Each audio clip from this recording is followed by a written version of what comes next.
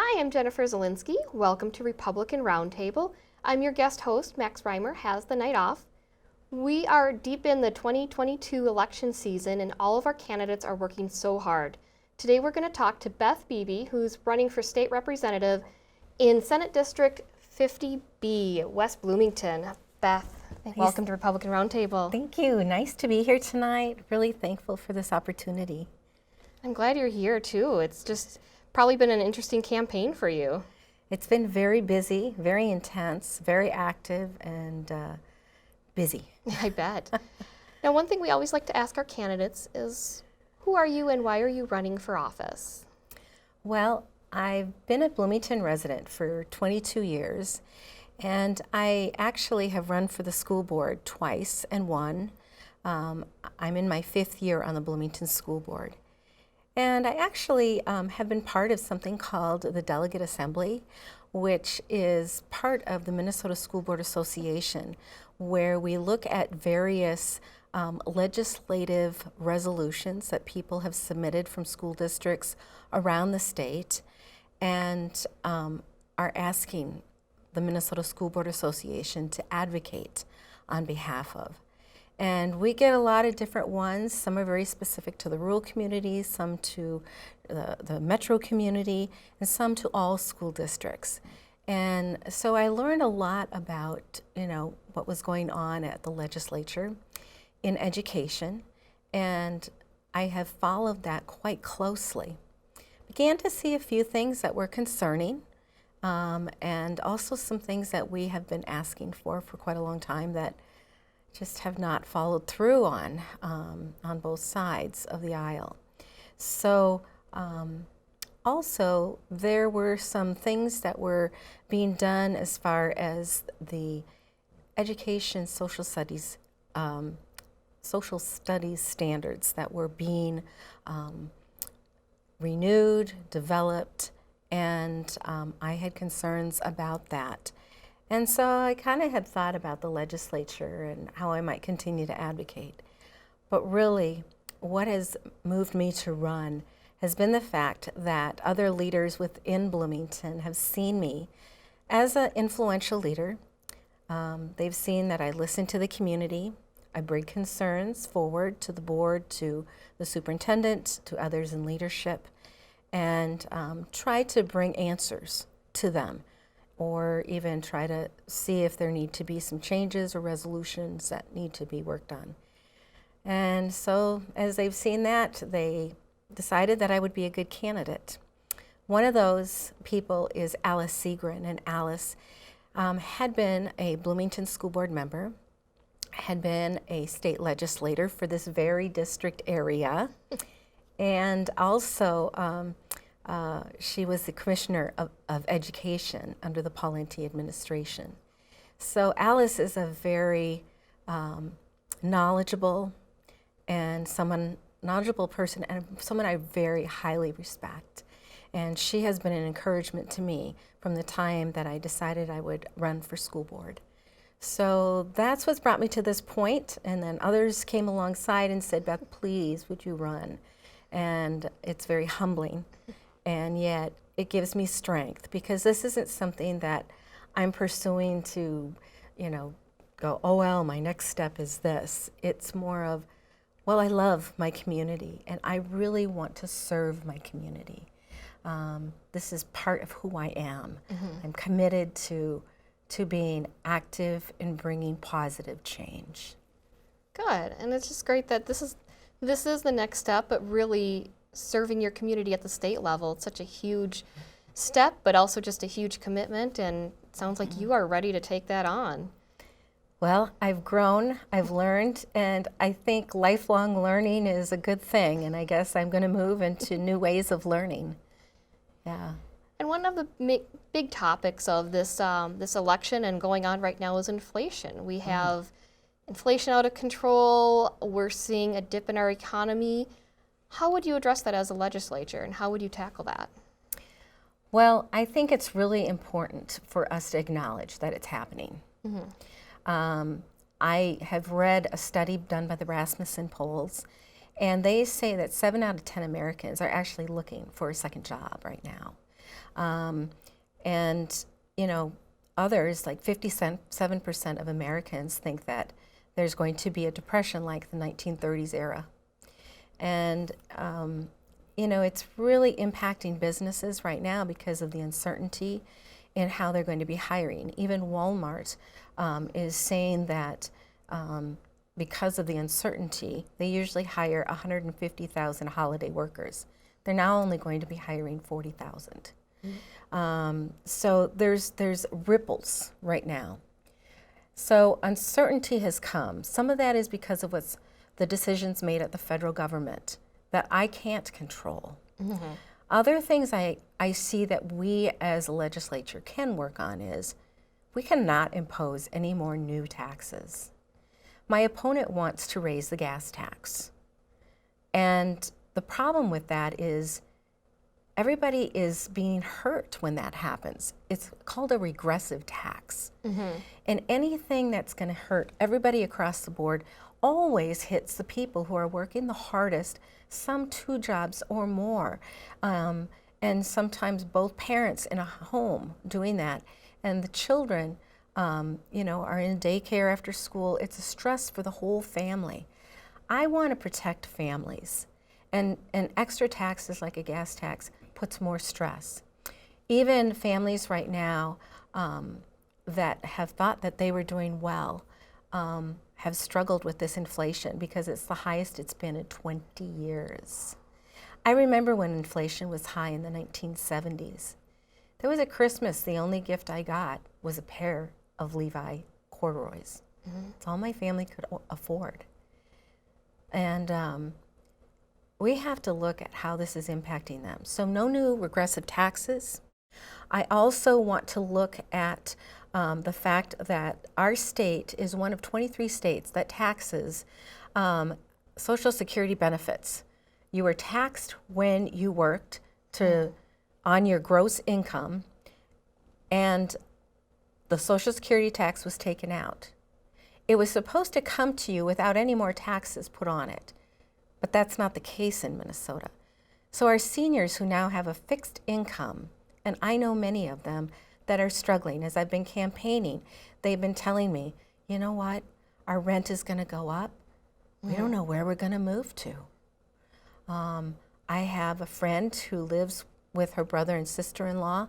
They share the mortgage, the utilities. Even utilities are going up. These things are at a place where we need to say, wait a minute. We need to allow for these people who were hit by COVID, many lost their jobs. We need to allow people to recover and even give some tax back. And another thing is, you know, we have this government surplus. That says we're collecting too much. Our tax base is giving in more than our government really needs. However, with the exception, there are things they're not funding that they are by statute supposed to fund. And I'll get into that later. But there are those in our legislature who believe, oh, we got more money? Well, we could just set up more things we can give money to. Well, what about if we took some of that and we, for a year or so, we lowered our taxes so that our residents who really need that at this time of inflation could receive some of it back to help them. Even if it was a small amount per individual, it would help each one. You know, perhaps it helps a senior be able to get their prescriptions for a month without the strain that they're paying out right now. Or maybe it helps a family to make sure that, you know, we've got gas in the cars that we need, and yes, I can get to work. Or we can keep the heat on in the winter at maybe just a few degrees higher because we have the funds. That's a reality here in Minnesota, and we have to take that into account. Yeah, it sounds doom and gloom, but that's what we're really facing here. I've noticed another topic you really have looked at is the energy and just our energy policy. How would you address that, and what are some of the concerns you have coming from other states out? Yeah, well, I lived in California where I met my husband. My kids were born there, but we left so we could get back to God's country, Minnesota. And it has been a wonderful place for us to raise our children. California has some standards out there that have longtime residents there really concerned. The challenge is that our governor has decided that he wants to adopt energy policies from, California. One of those is that by 2035, that we stop selling cars that are run on, combustion engines, basically gas and diesel, and only have electric vehicles. Well, that's only 12 years away. That's going to take a lot of infrastructure to be prepared for. The other thing is that my opponent wants everybody to be driving these electric vehicles. And he also wants everybody to be using light rail and public transportation. The challenge with that is, as I've found with a friend of mine who was looking for work, you know what? That doesn't go to every workplace. And she had to turn down a very good job because she couldn't get there. She doesn't drive, and she has depended on it. There used to be transportation that went into that area, not any longer. The other challenge is that our public safety is not safe anymore. Or not public safety, public transportation is not safe anymore. There are crimes being committed. There are drivers that are put in danger because of the clientele that gets on and is not monitored. And also our light rail system is such that it's not even being completed on time. It's 9 years behind. And so realistically, it wasn't even budgeted to be done on time. A lot of things they didn't put in that were going to need to be paid for. So it's been a failure, and it's not in a place. Now, I lived in Japan, and I used public transportation everywhere, but it was a very densely populated country. Minnesota is not densely populated. Also, it went all different places, and there were many different lines that intersected. And so even living out in San Francisco Bay Area in San Jose, I was able to get around with public transportation quite well because it went to where I needed it to go. So I just don't think we have the infrastructure in place for that. I also know that electric cars take electricity. And it's a strain on the grids. And we have to have a lot more infrastructure of electricity in place. And with coal plants being shut down in Minnesota, do we really have what it's going to take to power all those electric cars that come into our state? So energy policy has to fit our state. And another thing is that the gas that is coming into Minnesota through those policies that Governor Walz has decided he wants to implement here, that if you continue by the year 2035, the way that gas has to be produced will cost us $2 more per gallon. And on top of that, all the taxes that they put on it. Well, I just can't even imagine how much strain that is going to be on people.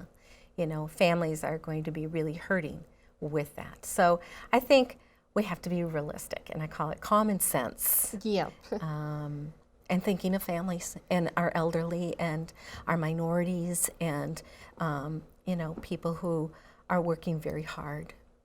Yep, and there are policies we can put in place, but we just have to think smartly and think on a smarter timeline versus 2035 as the cutoff. I saw that when I first saw that. I thought that has to be ridiculous. You know, do we have our top of the line people working on this, or is this a dream? Yeah.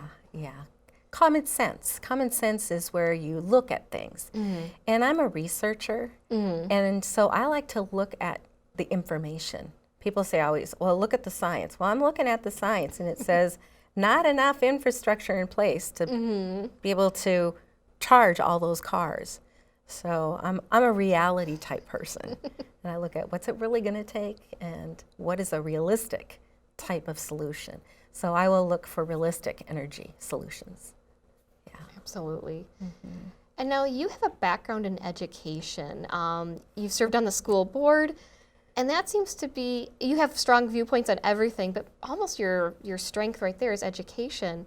How are you going to bridge that gap between school board going into the legislature and really bringing our education up to the standards where it needs to be? Yeah. Well, you know, it's interesting because I kind of came into education through a back door. I have a bachelor's in social work from Bethel University. It was Bethel College at the time, so lots has changed. But, and then I didn't get a social work job because it was a recession. So I've lived in a recession, and I wasn't able to find the work that I needed. Very few in my graduating class in social work found something. And so I had a college roommate who said, you know, I have an aunt who works with a group over in Japan, and they have a kids program. It's a kindergarten, and then when they get into elementary, they come after school to learn English. They're looking for people who have experience with children, who are native English speakers, and they will teach you their curriculum. And I thought, oh yeah. She goes, I know you qualify because I've known you for so long, and we had worked at a camp a number of summers. So I applied in January after I graduated from college. Was interviewed and accepted in February, left in March. I'd never been outside in another country before. And it was the most amazing opportunity. I lived walking distance from the local elementary school. I also lived walking distance from the school where I taught at. And I just fell in love with Japan. And I got to know parts of their education system and to see how the school is really part of their community, and it provides the social outlet that a lot of the kids need and the space they need for their clubs and to excel. But the word in Japanese for how things are done in the school is kibishi. And kibishi means being very strict. Okay. Very orderly. Kibishi. Kibishi. I like that word. And the families really require their children to be respectful of the teachers and to keep them in line. So it's been very good. And I got into a junior high school in one area near where the tsunami hit, Tongajo Middle School, and was able to meet some of the students. You know, the students there even clean their schools. So I've heard that very before. Interesting. I like that. It's a real concept. ownership. Yeah. Yeah. But so anyways, I came into education through the back door, found I just loved it. Came back to the States, took a course at the U of M on teaching second languages, went back for 2 years and taught in a couple of churches. I worked with some college students, housewives, businessmen, loved it, and really felt like I got my calling. Came back to the States and decided that I would take a course in international studies at William Carey International University in Pasadena, California, and I taught part-time at the American English Academy with quite a few Asian students and some Middle East students, and then I got a job teaching in Los Angeles Unified School District in a junior high school, and it was a very unique community, and it was a very Hispanic community with families who really got behind their kids and supported them. And also, it was a very poor community. But I loved my students, I loved what I did, and I worked, at that time was working on my teaching credential with what was called an emergency credential. After I married my husband, we moved to San Jose, and it was at San Jose State, which was the first teacher's college in California, where I got my elementary education degree. And then after we had before we had our children, I had a lot of homeschooling families in my community, and they wanted a support school in social studies and science for their children. So I helped co-found that, and then after I had my children and we moved back here to Minnesota, Minnesota wanted me to take more education, and I thought, I think I've had enough, and I've had a lot of experiences, And so I could teach preschool without having to take more courses, and I could also be a paraprofessional substitute. So that's where I got involved in education in Minnesota, and found it was delightful to teach again. Yeah. But what I found out when I got onto the Bloomington School Board was that the Individuals Disability Education Act, IDEA, moved students with special needs into the classrooms. Okay. And some of them needed, separate classrooms because they had very unique needs. And some of them could be mainstreamed with special pull-out helps, and some were able to be brought into the classroom with an aide, a paraprofessional, instructional assistant. All of that takes a lot of funding.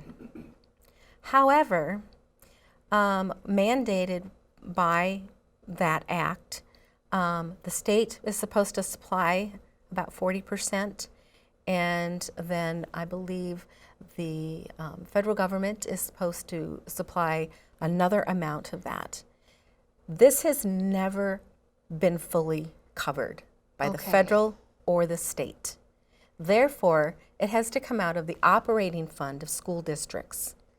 And that impacts the rest of your programming that maybe you would like to do, but cannot do. So when I discovered this has been a decades-long issue, and if I would run in the legislature, this is something that I would advocate for, even among my Republican representatives, because it is a need. And where these students in history, like when I was in school in the 60s, 70s, these students were not in our classrooms. They were not in our schools. They were in different facilities. Yep. And I remember that too, but that sounds like something that you can start to bridge that bipartisan gap there, bringing both sides together towards better education for all our students, not only for those who have those extra needs, but also for our students who are in those classes. Right. And it's really important because it's affecting districts across the board in the state. Budget cuts come because people are always saying, oh, they have plenty of money. Oh, they got that money for COVID. Well, the money for COVID was earmarked for specific things. It cannot go towards other things outside of that. And because I was treasurer of in the district at the time, I watched that very closely and was educated and took workshops to learn about it. Because I want to make sure that I could answer people properly. Even, got something about that just recently. So that's part of that. But, Yeah, and so many people don't realize that when you have that specific money, you have to, legally only use it for certain things. So that is just that misnomer that people have that, oh, that money's there. No, it's not. Yeah. Beth, how can voters and others reach you? Well, they can go to my website, which is BethBeebe or they can email me at bethbeebe@bethbebeforstaterep.com, or they could call me. I have a phone line for the campaign. It's 952-444-5300. Very easy. And we'll have that available so anybody can reach you if they need to. Sure. How has the campaign been going as we wrap this up? Yeah. Well, the biggest concern people have out there is the fact that a crime. People do not feel safe. And so when I bring that up, I let them know that my opponent has voted against measures that would hold our Hennepin County judges and prosecutors accountable. And also he's voted against stricter scrutiny on these charitable fund organizations that help bail people out. It's called Charitable Bail Organization. And he doesn't want that scrutiny because the Minnesota Freedom Fund has been letting violent criminals out. And when a bill was brought to say they cannot bail out violent criminals, he didn't vote for it. And it seems like that's where we need the protection. So I want to assure people when I'm out that I'm for them. I'm wanting to protect our community. And I have found people very receptive. I run into people who say, yeah, I voted for you, or I'm voting for you, or they want to pull me in, and they're so excited. I had a couple people who were just thrilled to find out, that, I was a conservative, and I call myself a conscientious conservative. And in doing that, saying, I research it, I learn it, I look at it, I'm not just looking at opinion, I am looking at what do we really need to do. So I would say the campaign has been exciting. It's been going fast. It's delightful. The number of volunteers and my team I have working with me are absolutely amazing. And it's become a delight to me. And I really have joy as I'm outdoor knocking. So it's been great. Good. And it sounds like voters that you're reaching out to have the same concerns that you really are standing for with the economy, with energy, education, and crime. Just huge issues that we have facing us. They really are. And I have to say that I'm hearing the heartbeat of the community. And I learned to do that on the school board. And I love to listen. And I go to every door because I know there are some in the other party that are not happy and are looking for an alternative. So I'm giving them an alternative and an opportunity to meet me. So Thank you so much for being on our show. It's been a delight talking to you. Thank you, Jennifer. Thank you. This has been great. Thank you. I appreciate it. Yep. Thank you for joining us on Republican Roundtable. Again, I'm Jennifer Zielinski, and remember to vote on November 8th, 2022 for this election season. Thank you so much.